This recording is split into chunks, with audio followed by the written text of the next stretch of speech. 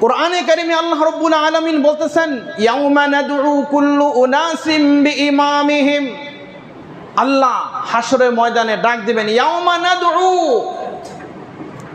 আল্লাহ যখন আহ্বান করবেন যে পৃথিবীতে যে যার অনুসরণ করেছ, যে যার পথ অবলম্বন করেছ, যে যাকে গাইডলাইন হিসাবে মেনেছ, আজকে ওই ব্যক্তির ওই ইমাম, কুল্লু উনাসিম বিইমামিহিম, ওই নেতা, ওই দলপতি বলে ওই মানুষের পথ অনুসরণ করে আজকে তোমরা তার সাথে আজকে ওই লাইনে দাঁড়াও, তোমরা তার সাথে তোমাদের আজকে হাসর হবে।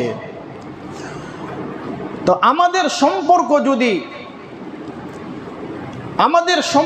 যদি মদিনাওয়ালার সাথে হয়, আমার সম্পর্ক যদি আল্লাহ রাসূলের সাথে হয়, আমার সম্পর্ক যদি কোনো বুজুর্গের সাথে হয়, আমার সম্পর্ক যদি কোনো আলেম ওলামার সাথে হয়, তাহলে আমার হাসর, আমার কিয়ামত সংগঠিত হবে ওই লোকদের সাথে। আর আমার বন্ধুত্ব, আমার ভালোবাসা, আমার প্রীতি যদি ইহুদি খ্রিস্টানদের সাথে হয়, তাহলে আমার অবস্থা কিয়ামতের দিন ওই ইহুদি খ্রিস্টানদের সাথেই হবে।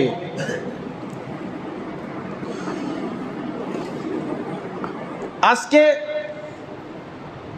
আমরা মুসলমান নবীর আদর্শকে ছেড়ে দিয়ে ইহুদি খ্রিস্টানদের কৃষ্টি কালচার আজকে আমরা বেছে নিয়েছি। বলে নবীর আখলাককে আজকে আমরা বিসর্জন দিয়ে পশ্চিমাদের কৃষ্টি কালচার আজকে আমরা বেছে নিয়েছি। তাদের বেশভূষণ, তাদের আচার আচরণ, বলে সব কিছু আজকে আমরা বলে রাসূলের আমলকে আমরা ছেড়ে দিয়েছি, রাসূলের আদর্শকে আমরা ছেড়ে দিয়েছি, রাসূলের আদর্শকে বাস্তবায়ন করতে আমরা রাজি না। কিন্তু ইহুদি খ্রিস্টানদের যেই কৃষ্টি কালচার, সেগুলোকে বাস্তবায়ন করার জন্য, সেগুলোকে তাদেরকে বাহবা দেওয়ার জন্য বলে আমরা উঠে পড়ে লেগেছি। কি এক আজীব কথা, কি এক আশ্চর্যের কথা! মানবতার মুক্তি দিশারি সাইয়্যিদুল আম্বিয়া, সাইয়্যিদুশ শুহাদা জনাবে মুহাম্মদুর রাসূলুল্লাহর আদর্শকে আমাদের কাছে ভালো লাগে না।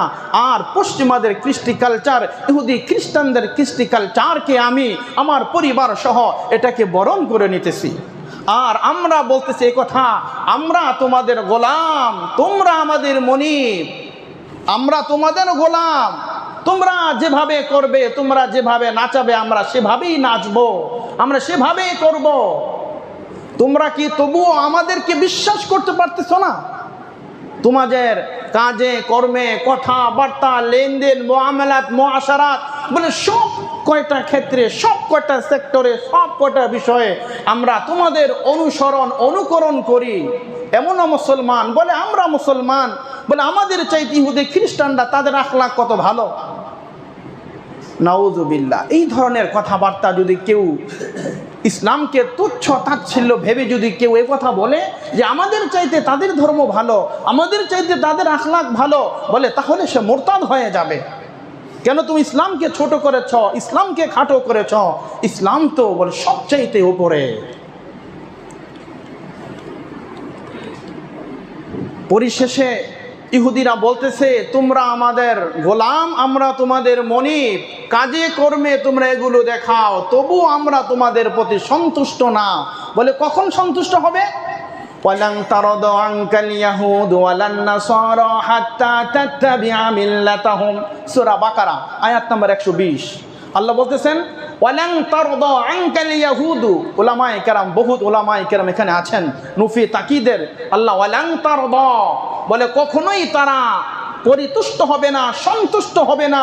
আনকাল ইয়াহুদ ওয়ালান নাসারা, বলে ইহুদি খ্রিস্টানরা ততক্ষণ পর্যন্ত সন্তুষ্ট হবে না, তাদের দিল ভরবে না, মন ভরবে না, যতক্ষণ পর্যন্ত হাত্তা তাত্তাবিআ মিল্লাতাহুম, যতক্ষণ পর্যন্ত তাদের মতো তোমরা হয়ে না যাও।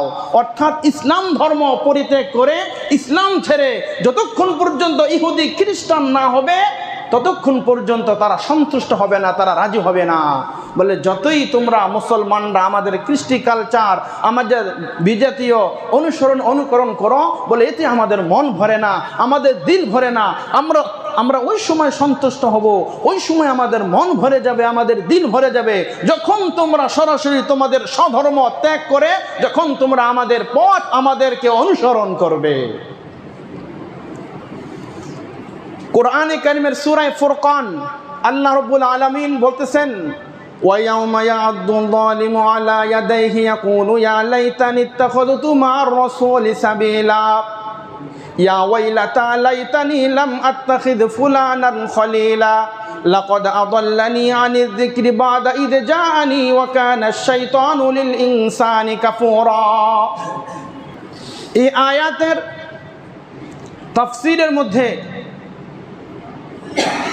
দুইটি বিষয় এখানে মুসলমানদেরকে সতর্কতা অবলম্বন করার জন্য আল্লাহ কোরআনে কারিমের এই আয়াত নাজিল করেছেন।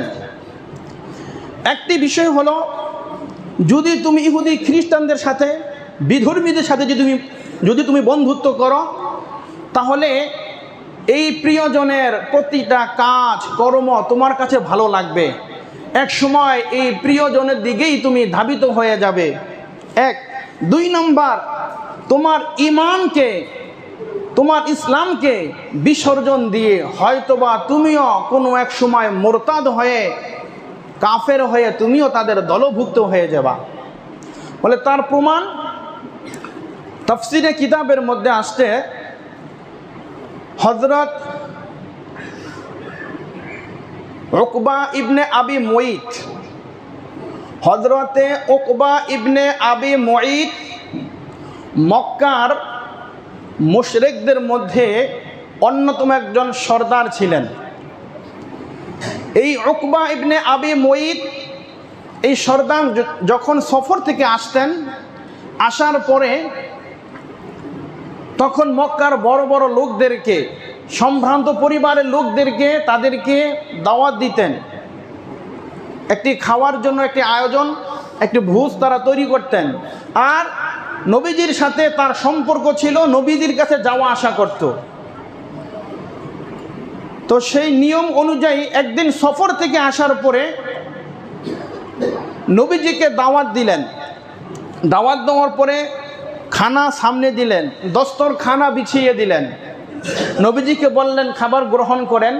নবীজি বললেন, উকবা ইবনে আবি মুঈতকে বললেন যে আমি ততক্ষণ পর্যন্ত তোমার খাবার গ্রহণ করব না যতক্ষণ পর্যন্ত তুমি তাওহীদের বাণী, একাত্মবাদের বাণী, আল্লাহ ছাড়া কোনো মাবুদ নাই, তার কোনো শরীক নাই, এ কথার স্বীকৃতি না দিবে, ততক্ষণ পর্যন্ত আমি তোমার এই খানা, তোমার দস্তরখানের খানা আমি গ্রহণ করব না।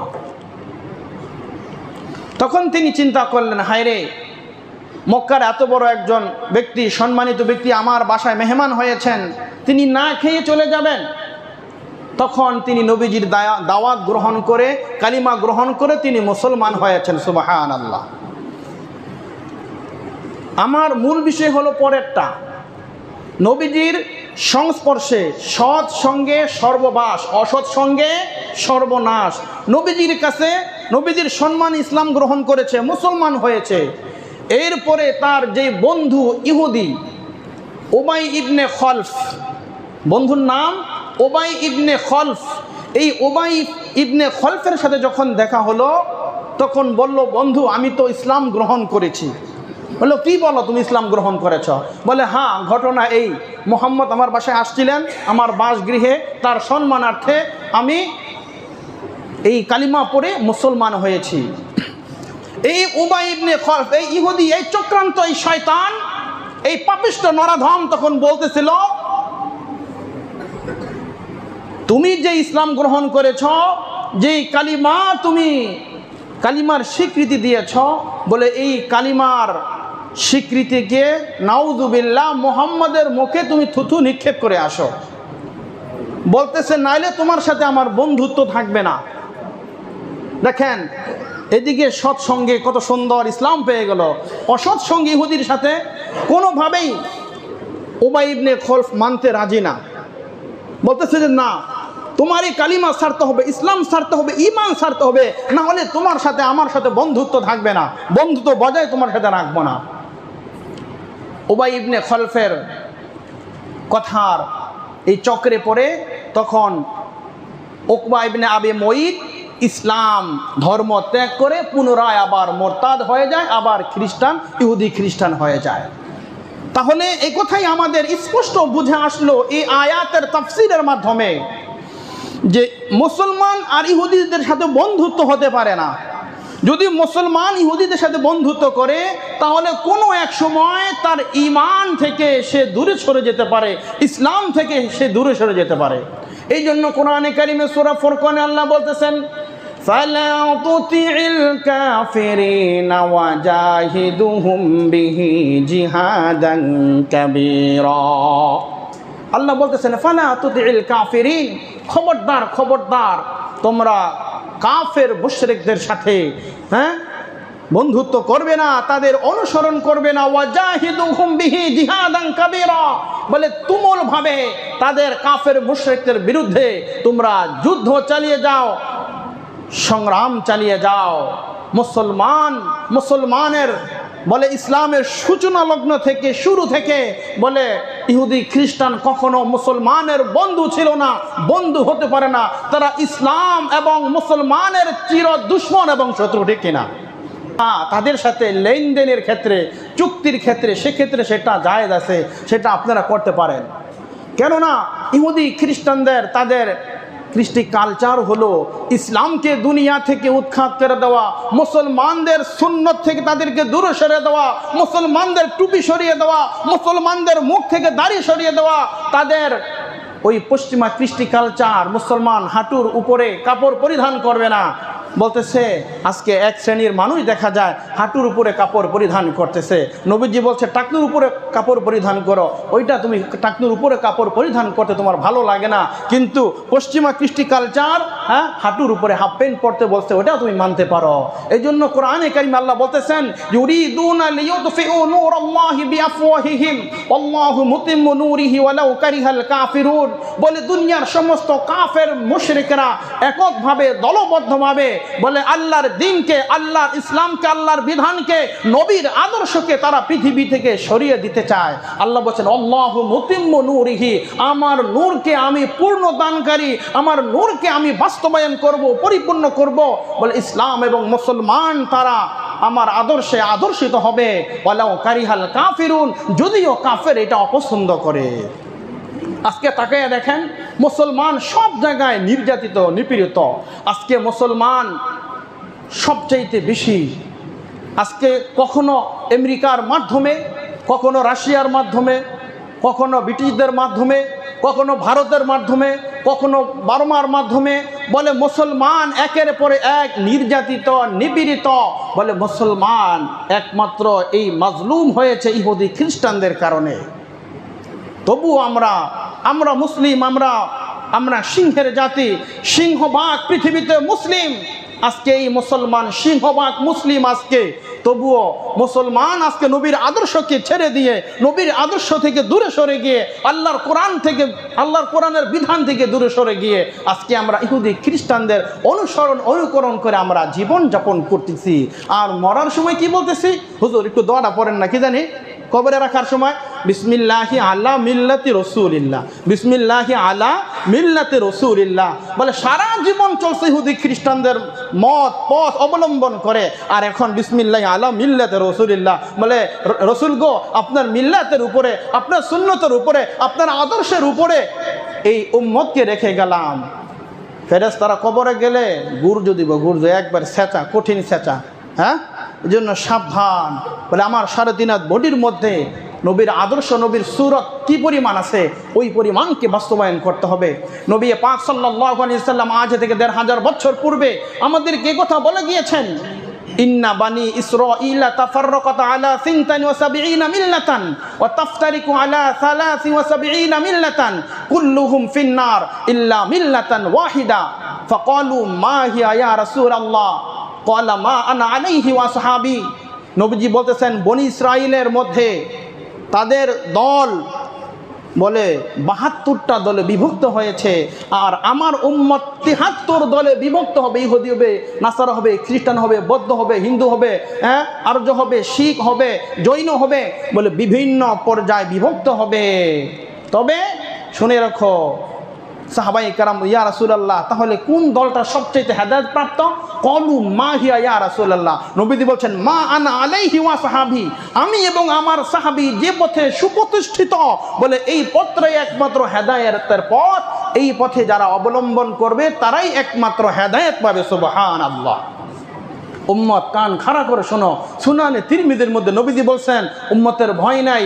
ইহুদি খ্রিস্টানরা এককভাবে দলবদ্ধভাবে যতই তোমাদের উপর চাপ সৃষ্টি করুক না কেন, বহির্গতভাবে তোমাদেরকে দুর্ভিক্ষের মাধ্যমে বিভিন্নভাবে তোমাদেরকে কলাকৌশলে তোমাদেরকে শেষ করতে চাবে, তোমাদেরকে বলে ধূলিসাৎ করতে চাবে, পারবে না।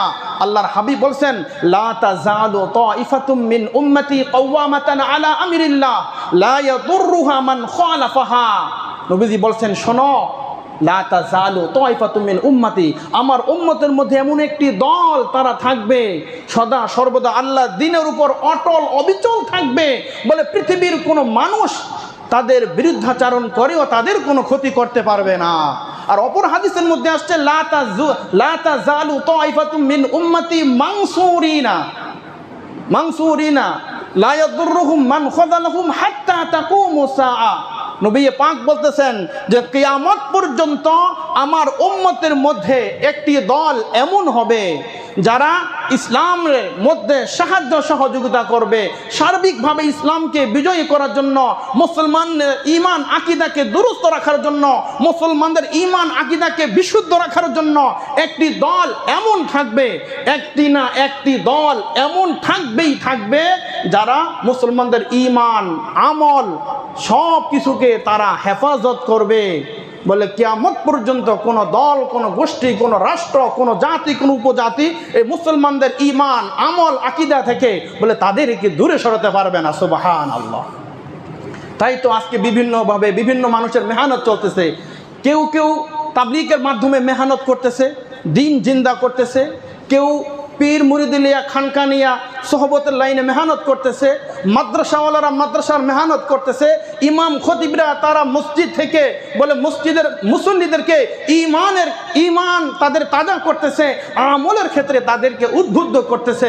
নবী পাক আজ থেকে ১৫০০ বছর পূর্বে এই কথাটাই বলিষ্ঠ কণ্ঠে আমাদেরকে বলে দিয়েছেন, আমার উম্মত কান খাড়া করে শোনো, আমার উম্মত কান খাড়া করে শোনো, তোমাদের কোনো চিন্তা নাই, তোমাদের কোনো ভয় নাই। লা তাযুলু তাইফাতুম মিন উম্মতি কাওয়ামাতান আলা আমরিল্লাহ, একটি দল আল্লাহর আদেশের ক্ষেত্রে, আল্লাহর আদেশ প্রাপ্তের ক্ষেত্রে এমন হবে যে পৃথিবীর কোনো অপশক্তি, পৃথিবীর কোনো যত বড়ই বাতিল শক্তি হোক না কেন, তাদেরকে কখনোই দ্বীন ইসলাম থেকে পরাজিত করতে পারবে না।